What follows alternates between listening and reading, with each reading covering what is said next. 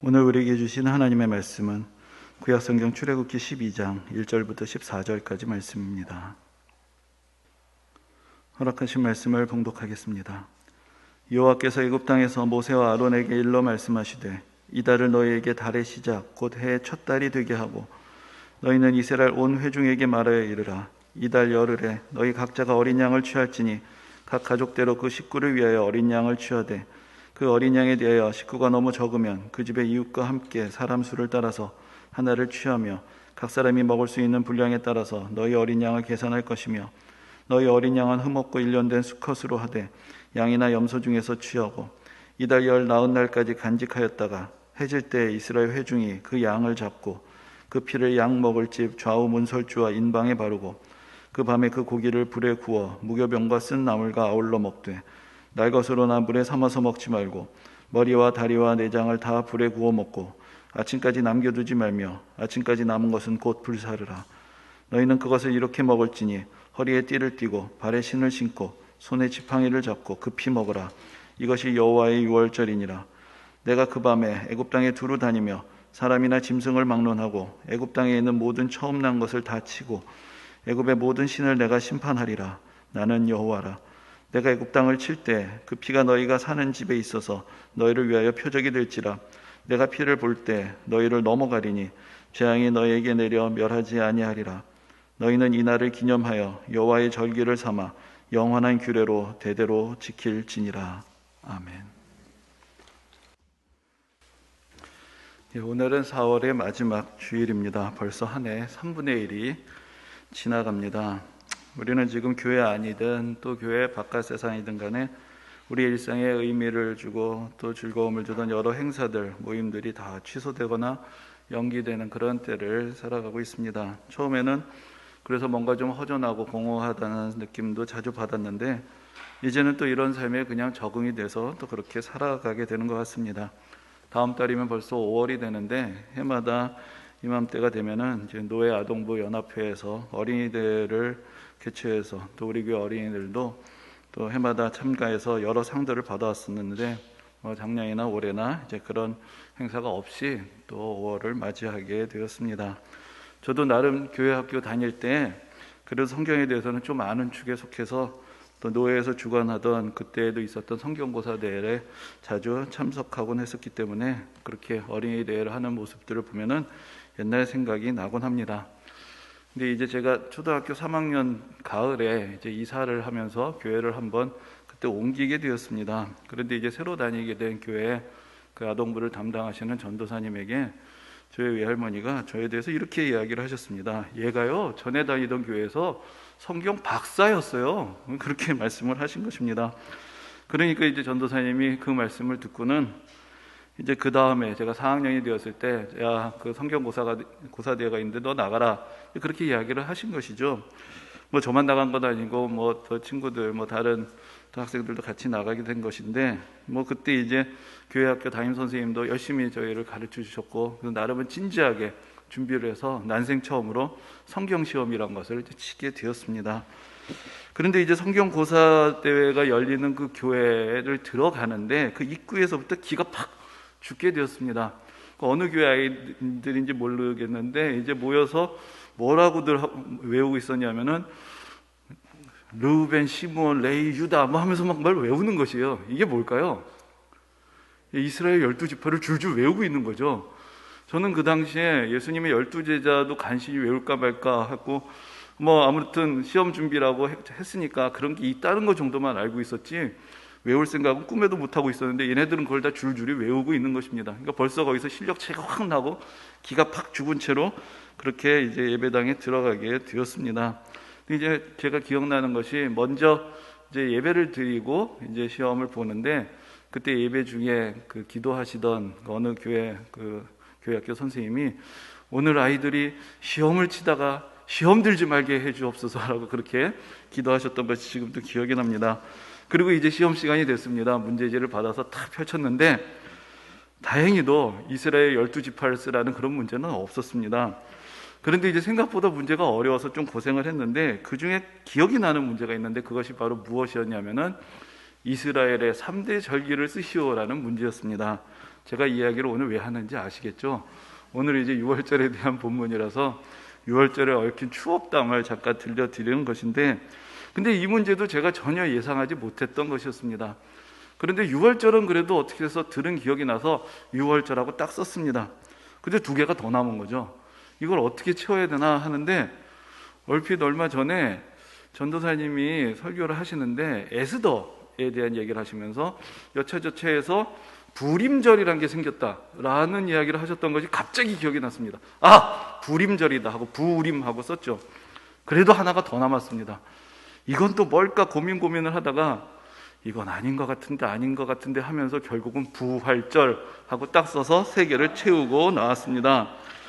결과가 어떻게 됐을까요? 아무런 상도 받지 못하고 이제 허전한 마음으로, 제 기억에는 그때 다 같이 일반 버스를 타고 그 교회에 갔다가 전도사님이랑 학생들이 다시 다 그 버스를 타고 돌아왔는데, 그 돌아오는 길에서 전도사님이 뭐라고 저한테 말씀하셨냐면은, 야, 성경 박사가 개박사가 됐다, 그렇게 말씀을 하셨습니다.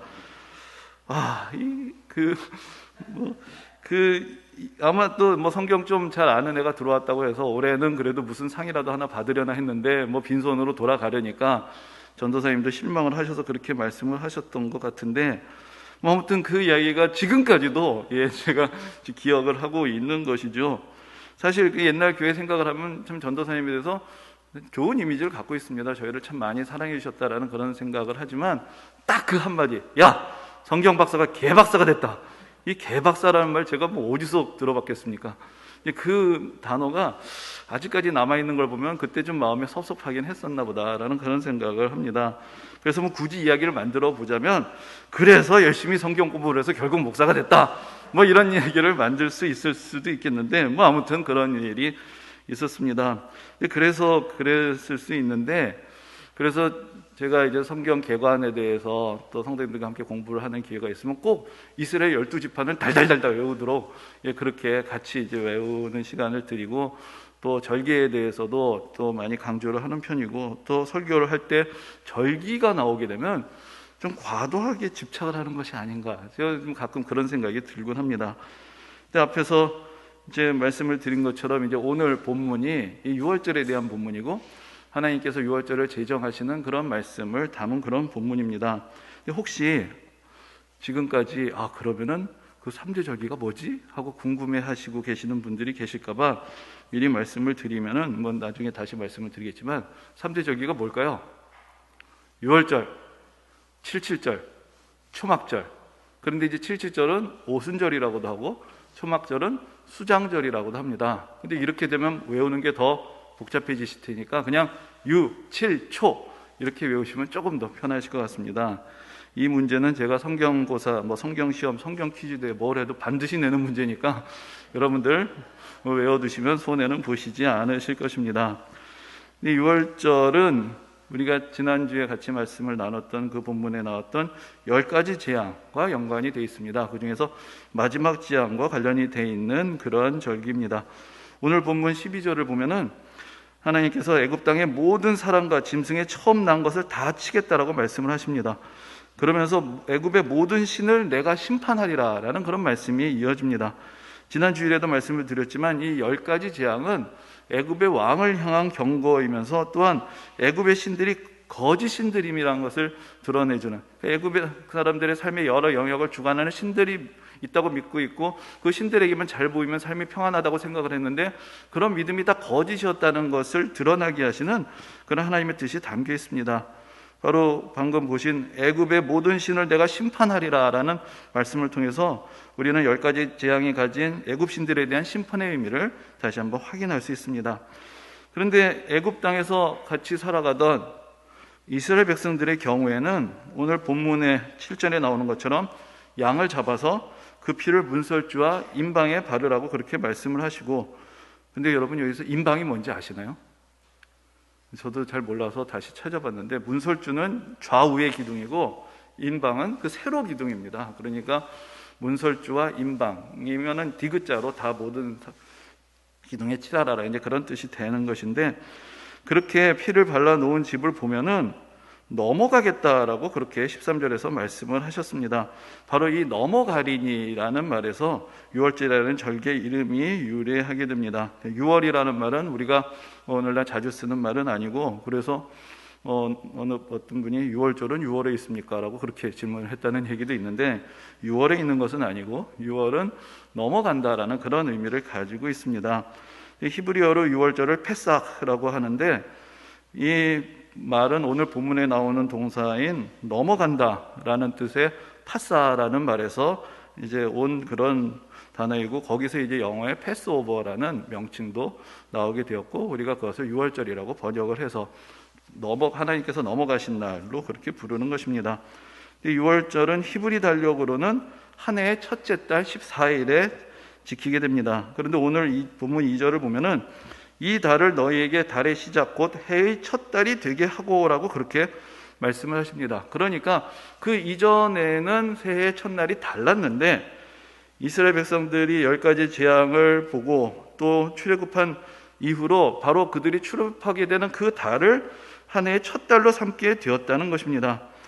그래서 출애굽한 날이 그 달의 14일이었기 때문에 그날을 이제 6월절로 지키게 된 것입니다. 그래서 우리가 구약 성경의 절기가 좀 복잡하기는 한데, 그 나중에 또 보면은 7번째 달의 첫날에 나팔절이라고 해서 새해를 알리는 나팔을 부는 그런 이야기가 있습니다. 그러니까 원래는 7째 달이 새해 첫 달이었는데, 이 출애굽 이후로 새해 첫 달이 옮겨지게 된 것이죠. 그래서 이제 그 옛날의 전통들이 같이 남아서 우리가 마치 음력설이 있고 신정이 있는 것처럼 새해를 기념하는 때가 하나는 그 첫 달의 6월절이고 또 하나는 7째 달의 나팔절이고, 이제 그렇게 된 것이 바로 새해 첫 달이 옮겨졌기 때문에 이제 그런 일이 벌어진 것입니다. 그런데 이제 한 해의 첫 달을 바꾼다는 것이 우리가 생각하는 상황하고는 좀 다릅니다. 왜냐하면은 우리나라 같은 경우에는 각 달이 고유의 이름이 없습니다. 순서대로 그냥 부르죠. 1월, 2월, 3월, 4월, 5월, 6월 그렇게 부르니까 새해 첫 달이 바뀌게 되면 모든 날짜가 다 틀어지고 큰 혼란이 옵니다. 그런데 영어에도 그렇고 히브리어에서도 그렇고 그런 나라들은 달마다 고유한 이름이 있기 때문에 단지 그 새해 첫 달이 줄라이에서 제니어리로 바뀐 것이죠. 그러니까 날짜는 바뀌지를 않습니다. 이해가 가시나요? 그래서 실제로 우리는 지금 우리가 쓰는 달력은 영어로 하면은 제니어리가 1월로 첫 번째 달로 시작이 되는데, 원래 옛날에 로마 시대 초기에는 3월, 그러니까 마르치가 한 해의 첫 달이었습니다. 그래서 이제 어떤 일이 벌어졌냐면은 우리가 윤년이 되면은 어느 달을 하루를 더 늘리나요?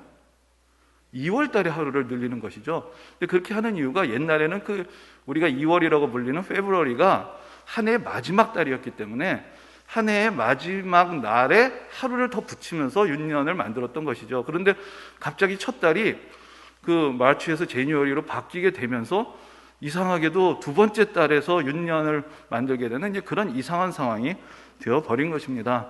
그리고 이렇게 12달의 이름은 로마 시대로부터 대략 고정이 되어 있었는데, 유럽 같은 경우에 지금 우리가 아는 것처럼 새해 첫날을 이제 제니어리 첫째 날에 지내게 된 것은 18세기 이후에 와서야 통일이 됐습니다.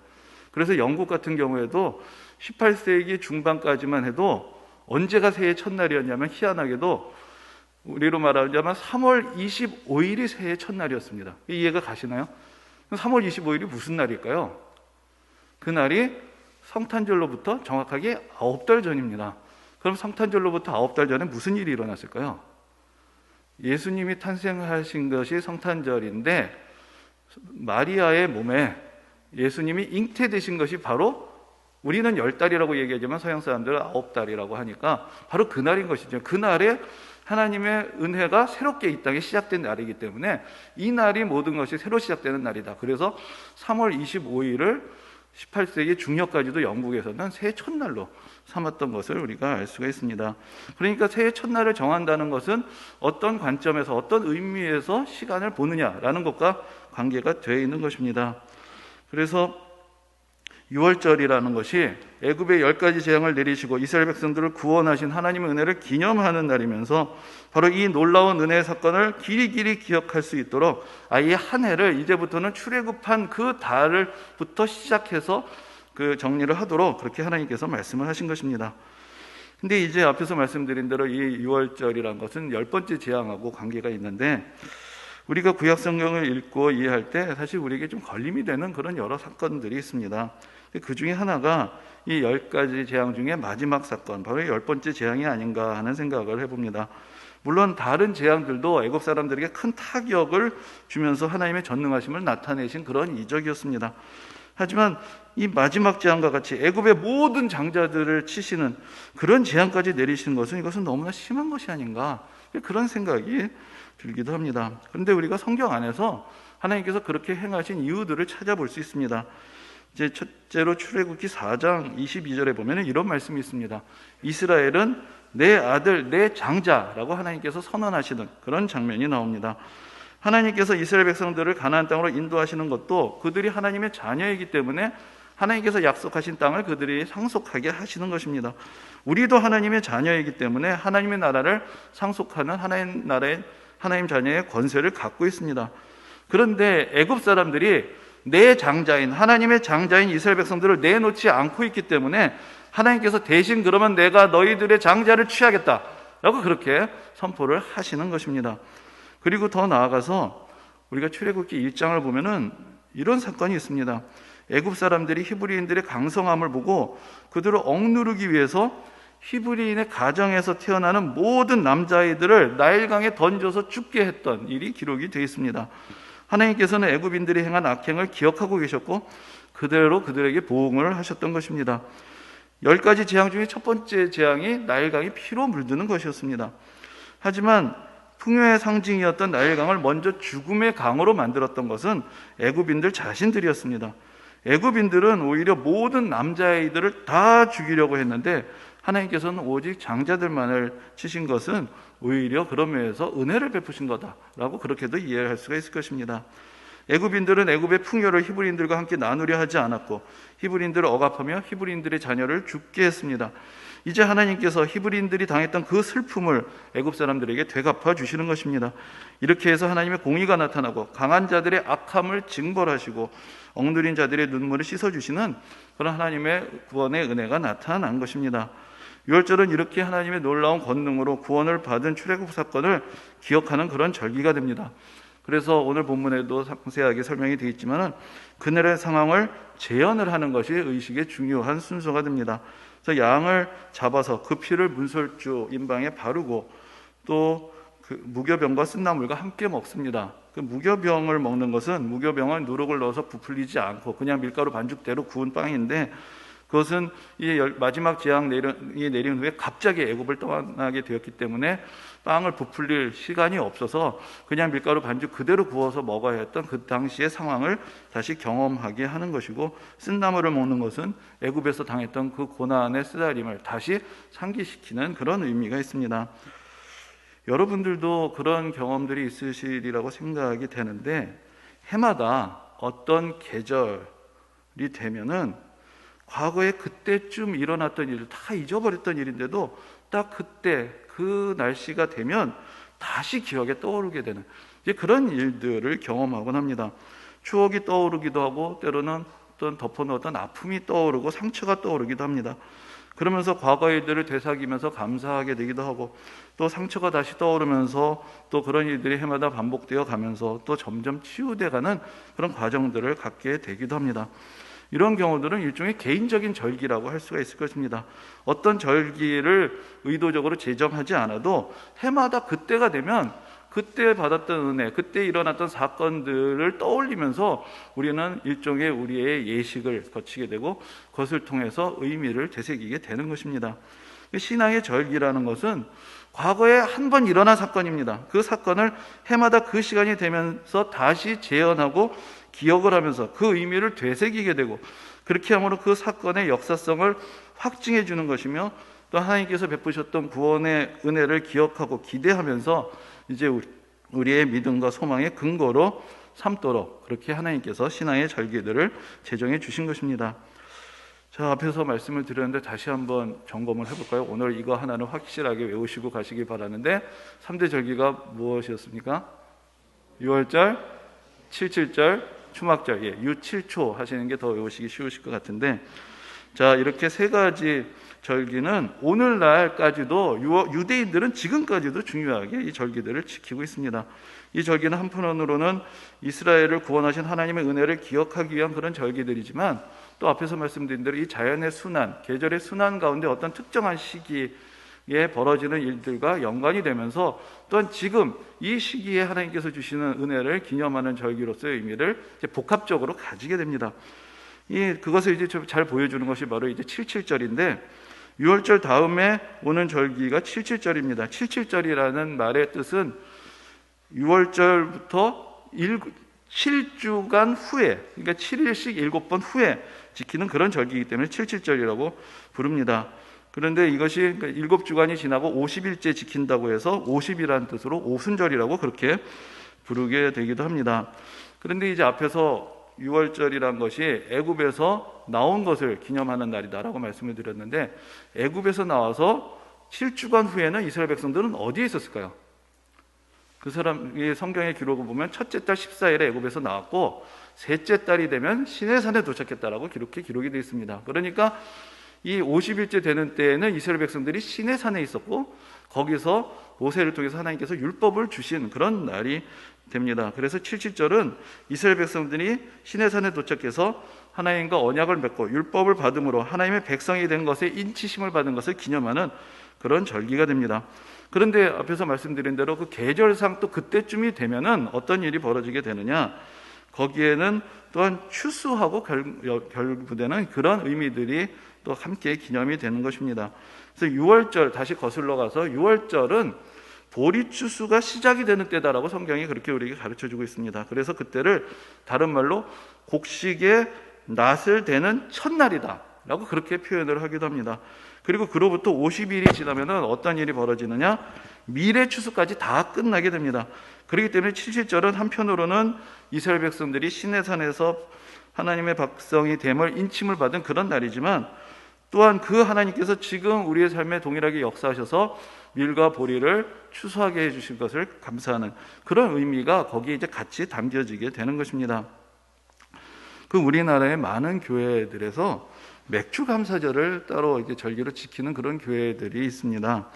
대개 7월 첫 주에 지키는데 요즘은 안 드리는 교회들도 많이 있고 우리 교회도 지키지 않습니다.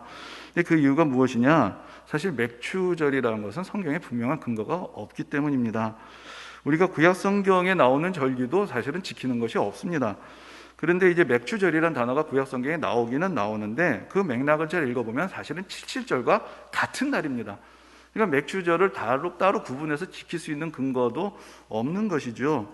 그리고 우리가 맥주라는 것은 보리추수라는 의미로 번역을 한 것인데, 원래 원어상으로는 그냥 곡식을 추수하는 날이라는 의미가 있는데, 그것을 이제 좀 일종의 오독을 해서 맥주절이라고 그렇게 번역을 하게 되니까, 거기 뭔가 구별된 77절하고는 다른 절기가 있나 보다라고 그렇게 생각을 하면서 어떤 새로운 절기를 지키는 그런 관습이 생겨나게 된 것입니다.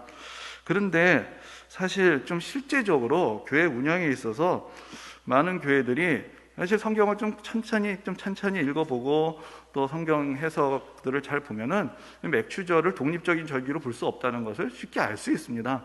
그런데 맥주 감사절이 계속 이어오게 된 것에 어떤 현실적인 의미가 있는데, 지금 교회가 이제 특별 절기 헌금을 하게 되는 때 그렇게 모여진 헌금을 통해서 교회 사역을 하는데 좀 도움을 받게 되는데, 부활절 다음에 특별 헌금을 하는 때가 언제 있냐면 추수감사절이 있거든요. 그러니까 너무 멉니다.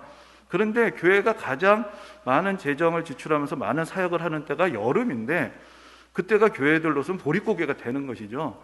그런데 7월 첫 주에 맥주 감사주의를 지키면 그래도 받은 은혜에 따라 상반기를 점검하면서 뭐 의미가 있습니다. 그러면서 헌금을 하시면 그게 이 보릿고개를 넘어가는데 도움이 되니까 성경적인 근거하고 상관없이 교회의 사역을 감당하는데 도움이 되기 때문에 맥주 감사절이라는 것을 쉽게 없애지 못하는 것입니다. 그래서 그래도 우리가 절기라는 것은 하나님의 말씀에 따라서 지켜야 하는 것이기 때문에 우리가 맥주 감사절 지키지 않는 것에 대해서 혹시라도 왜 우리 교회는 다른 교회에서 지키는 걸 지키지 않느냐라고 그렇게 섭섭해 하시지는 마시기 바랍니다. 그리고 이제 한 가지 빠져 있는데 뭐가 남아 있을까요? 초막절이 남아 있습니다. 이 초막절은 일곱째 달 15일부터 한 주간 동안 지키는 그런 절기입니다. 근데 초막절에도 두 가지 의미가 있는데, 첫째는 광야 생활에서 받은 은혜를 기념하는 것입니다. 그러니까 출애굽과 시내산, 그 다음에 광야 생활로 이어지는 것이죠. 그래서 레위기 23장에 이렇게 기록되어 있습니다. 너희는 이레 동안 초막에 거주하되 이스라엘에서 난 자는 다 초막에 거주할지니 이는 내가 이스라엘 자손은 애굽 땅에서 인도하여 내던 때에 초막에 거주하게 한 줄을 너희 대대로 알게 함이니라. 그렇기 때문에 초막절은 이스라엘 백성들이 광야 생활하던 것을 기억하면서 그때 함께 하시면서 베푸셨던 은혜를 기념하는 그런 절기가 됩니다. 그래서 한 주간 동안 모든 이스라엘 백성들이 광야 때처럼 초막, 그러니까 텐트를 치고 거기서 이제 생활을 하는 것이죠. 그리고 또한 이제 초막절이 때가 되면은 그것이 이제 성경에서는 일곱째 달인데 우리 계절로 하면 9월에서 10월 정도가 되는 때입니다. 그때가 되면은 이스라엘에서는 포도 추수까지 다 끝나는, 한 해의 모든 추수가 다 끝나는 그런 때였습니다. 그래서 이제 추수한 것들을 다 거둬들여서 저장을 하고 하나님께 감사하는 그런 절기가 되는 것입니다. 그래서 초막절을 수장절, 거둬들여서 저장한다라는 의미에서 수장절이라고도 부릅니다. 광야에서 하나님께서 인도하셨던 것을 경험했던 민족이었다는 것을 기억하고 또 그 하나님께서 올해 한 해도 이 광야 같은 인생길을 동행하시면서 은혜 베풀어 주셨다는 것을 감사하는 그런 절기가 되는 것입니다. 오늘 본문에서 하나님께서 유월절을 제정하시면서 여호와의 유월절이라고 그렇게 말씀하셨습니다. 오늘 설교의 제목이 되기도 하는 것인데, 이 말씀의 뜻은 여호와께서, 아까 유월절이라는 것은 넘어간다라는 뜻이 있는 것처럼 여호와께서 넘어가신 날을 기념한다라는 그런 의미가 있습니다. 그리고 또한 여호와께서 친히 제정하신 날이다라는 그런 의미도 함께 가지고 있습니다. 이 유월절, 77절 초막절은 하나님께서 매우 중요하게 강조하시는 그런 절기들이었고, 그래서 출애굽기, 레위기, 민수기, 신명기 곳곳에 이 세 가지 절기들에 대한 말씀들이 나옵니다. 그리고 다른 절기들도 사실 더 있는데 이 세 절기에는 이스라엘의 모든 백성들이 하나님 앞으로 나와야 한다. 구체적으로는 성막의 시대에는 성막으로, 성전의 시대에는 성막으로 나와야 한다라고 그렇게 규정하신 그런 중요한 명절들이었습니다. 그렇게 해서 이렇게 율법서에서 강조하고 있기 때문에 그래서 그 후로도 이스라엘 역사에서 이 세 가지 절기가 매우 중요한 역할을 했겠구나라고 생각할 수 있겠지만은 실제로는 그렇지 않았습니다. 이스라엘의 역사 속에서 이들 절기는 다 잊혀져 버렸습니다. 유월절을 지킨 마지막 기록은 여호수아서에 나오는데 그것도 어디 나오느냐? 광야 생활을 마치고 요단강을 건너서 가나안 땅에 첫 발을 내딛었을 때 그때 유월절을 지켰다는 이야기가 나오고 그 다음부터 유월절에 대한 기록은 사라집니다. 그리고 언제 다시 나오느냐? 수백 년이 지나서 히스기야 왕 때 하나님 앞에 성전을 다시 봉헌하면서 다시 유월절을 지켰다는 얘기가 나오는데, 그때도 제 날짜에 지키지 못해서 원래는 한 해 첫째 달에 지켜야 되는데 그때 지키지 못해서 둘째 달에 지키게 됩니다. 그래서 제대로 그 유월절을 지킨 것은 사사시대 이후로 처음으로 요시야 왕 때, 히스기야의 증손자인 요시야 왕 때에 돼서야 처음으로 유월절을 지켰다라고 그렇게 성경에 기록이 되어 있습니다. 그 이유가 무엇이겠습니까? 하나님께서 그렇게 누누이 강조하셨음에도 불구하고 이스라엘 백성들이 가나안 땅에 들어와서 출애굽의 은혜, 광야 생활의 은혜를 다 잊어버리고 우상 숭배에 빠져 들어가 버렸기 때문입니다. 그런데 우리가 신약 성경을 보면 유월절도 나오고 오순절도 나옵니다. 이 사람들이 다시 그 절기를 기억하게 된 때는 언제인가? 나라가 망하고 그렇게 되어서 바벨론으로 포로로 끌려갔다가 다시 돌아오게 되는 시대가 되어서야 그제서야 이제는 우리가 하나님의 말씀대로 순종해야 되겠다 하면서 어떻게 생각하면 좀 과도하게 율법주의라고 불릴 만큼 과도하게라도 그런 구약시대의 율법들을 지키려는 그런 운동들은 사실은 바벨론 포로 시대 이후부터 시작이 된 것입니다. 근데 우리들은 어떻습니까? 우리가 오늘날 구약시대의 절기들을 지키지 않습니다. 그 이유가 무엇일까요? 그 이유는 바로 예수 그리스도께서 모든 구약의 율법의 완성이 되시기 때문입니다. 우리는 예수님을 기억하고 예수 그리스도께서 행하신 구원의 은혜를 기억하고 기념하는 교회력을 따라서 믿음의 삶을 살아가고 있습니다. 그 안에 이미 구약 성경부터 시작된 하나님의 은혜의 역사가 다 들어있고 그 의미들이 다 포함이 되어 있습니다. 그리고 그것이 다 완성이 되어 있습니다. 그래서 우리가 사용하는 교회력에는 예수님의 탄생과 고난과 부활, 또 예수님께서 약속하신 대로 성령을 부어주심을 기념하는 그런 절기 안에서 방금 말씀드렸던 구약시대 절기들의 의미들을 다 담아내고 있는 것입니다. 구약시대 율법은 구약시대 유월절은 신약시대 어떤 절기랑 연결이 될까요? 그것은 고난주간과 부활절과 연결이 됩니다. 예수님께서 유월절을 맞이하시면서 예루살렘에 올라가셨습니다. 그리고 유월절 기간에 잡히시고 고난을 당하시고 십자가에서 죽으셨습니다. 이제 우리가 고난주간과 부활절을 기념하면서 과거에 유월절에 잡은 양의 피를 집에 발랐던 백성들이 재앙으로부터 건짐을 받았던 것처럼 이제는 예수 그리스도의 십자가의 피로 우리가 구원을 받고 예수 그리스도께서 다시 살아나셔서 우리를 모든 죄악의 속박에서 벗어나게 하시고 승리하신 것을 기념하게 되는 것입니다. 그리고 그렇게 함으로 구약시대에 시작되었던 하나님의 구원의 역사가 예수 그리스도를 통해서 이제 완성이 되었다라는 것을 우리가 기억하고 기념하게 되는 것입니다. 그래서 사도 바울은 고린도전서에서 우리의 유월절 양은 예수 그리스도다라고 그렇게 우리에게 가르쳐 주었습니다. 신약시대에 와서 그러면 77절은 어떻게 연결이 될까요? 77절은 그 말 그대로 오순절이라는 뜻이 됩니다. 그리고 그때가 바로 성령 강림 사건이 일어난 날이었습니다. 우리가 그 사도행전을 보면은 오순절에 예루살렘에 많은 사람들이 모여 있었다고 하는데 그 이유가 바로 그때가 구약 시대의 절기 중에 하나인 오순절 날이었기 때문입니다. 그런데 그때 함께 모여서 기도하던 제자들에게 성령을 예수님께서 약속하신 대로 성령을 부어 주셨습니다. 그래서 그때 이후로 오순절이라면은 성령 강림절을 뜻하는 그런 말이 된 것입니다. 이 부활절이 유월절과 같은 주간에 있기 때문에 유월절로부터 7주간 후에 오는 오순절은 신약시대에는 부활절로부터 7주 후에 오는 성령 강림주일이 됩니다. 그래서 우리가 부활주일 후에 7주간이 지난 다음에 성령 강림주일을 해마다 지키게 되는 것입니다. 과거의 77절은 모세를 통해서 율법을 받은 것을 기념하는 날이었지만 이제 우리는 오순절이 되면 성령 강림절이 되면 율법이 아니라 예수 그리스도의 피로 맺은 새 언약을 성령께서 우리에게 확증해 주시고 이제 우리가 성령의 은혜 안에서 성령의 인도하심을 따라 살아가게 되는 것을 기념하는 날이 된 것입니다. 그리고 초막절은 우리가 지키는 절기로는 추수감사절과 연결이 됩니다. 추수감사절은 교회력으로 보면은 한 해를 마감하는 그러한 때입니다. 우리가 교회력의 시작이 대림절로부터 시작이 되는데 대개 12월 첫 주나 11월 마지막 주가 됩니다. 그리고 우리는 그 추수감사절을 늘 11월 셋째 주에 지키게 됩니다. 그러니까 이때는 교회력으로 보면 한 해를 정리하고 마감하는 때이고 한 해 동안 우리의 인생길에 동행하시고 우리의 광야 같은 삶 가운데서 은혜를 베풀어 주신 하나님의 은혜를 고백하고 감사하는 그런 절기로 지키는 것입니다. 이렇게 한 해를 이어가는 절기들은 우리의 삶에 리듬과 의미를 부여합니다. 우리가 어떤 질서를 따라서 시간을 계산하고 매듭을 지으며 살아가느냐가 우리의 삶의 의미를 결정하게 되기 때문입니다. 과거에 우리 조상들은 농경사회 속에서 형성된 절기를 따라서 삶의 리듬을 부여했습니다. 오늘날 우리는 신앙의 절기들을 통해서 한 해의 시작과 끝을 하나님의 은혜 안에서 해석하고 받아들일 수 있게 되는 것입니다. 우리가 여러 가지로 다급한 일을 겪으면서 하나님의 도우심을 구함으로 우리가 신앙의 증거를 얻을 수 있습니다. 그러나 그것보다 더 소중한 믿음의 고백은 신앙의 절기를 따라서 우리 삶을 다스리는 그런 훈련을 통해서 또한 이루어집니다.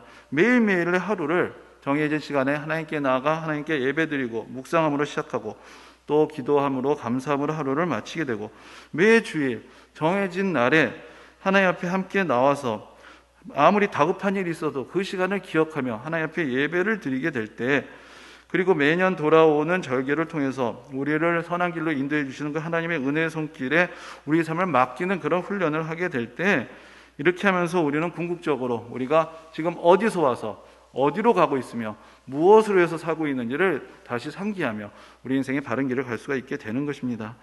믿음의 절기, 신앙의 절기를 기억하는 것은 다급하게 벌어지는 일들에 끌려다니지 않고 하나님의 은혜로 우리 삶을 다스리며 하나님께서 주시는 진정한 평안을 누리게 되는 매우 중요한 신앙의 훈련이 됩니다.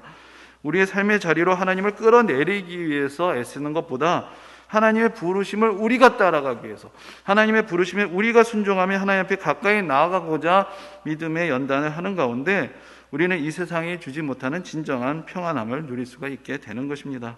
지금 우리는 모든 것이 멈추고 중단되고 취소되는 그런 하루하루를 살아가고 있습니다. 이때 우리의 한 주간이, 우리의 한 달이, 우리의 한 해가, 우리의 일생이 우연적으로 벌어지는 그런 홀라운 예측할 수 없는 일들에 내맡겨져서 흔들리지 않고 오직 하나님의 한결같은 인도하심을 따라 믿음의 순종의 길을 감으로 하나님께서 위로부터 부어주시는 진정한 평안과 기쁨이 넘치는 그런 복된 인생길 모든 성도님들이 함께 나아가게 되시기를 주님의 이름으로 축원합니다. 아멘.